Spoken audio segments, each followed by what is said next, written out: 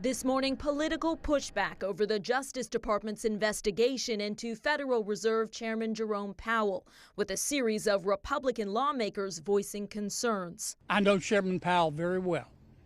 I will be stunned. I will be shocked if he has done anything wrong.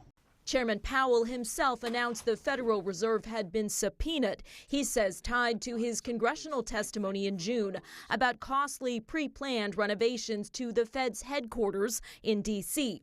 that shot from $1.9 to $2.5 billion. Though not taxpayer money, President Trump has slammed the overruns, while also repeatedly pressuring Powell to lower interest rates. Well, I'd love him to lower interest rates.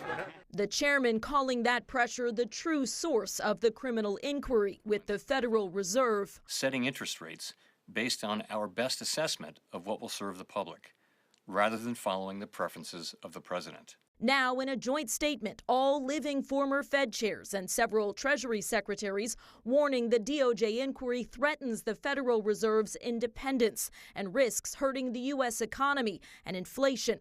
The White House denies President Trump sought the investigation, and the president told NBC News he would not try to pressure Powell that way, adding, quote, "What should pressure him is the fact that rates are far too high. That's the only pressure he's got."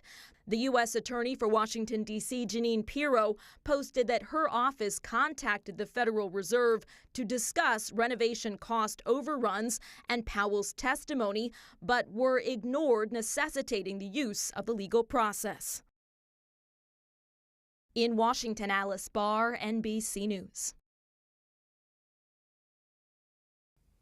Three sources familiar with the investigation tell NBC News Pirro's office launched the probe late last year and did not contact Maine Justice Department officials or the White House before issuing subpoenas. Another source tells NBC News Treasury Secretary Scott Bessent voiced frustration with the inquiry to President Trump and believes it's a distraction.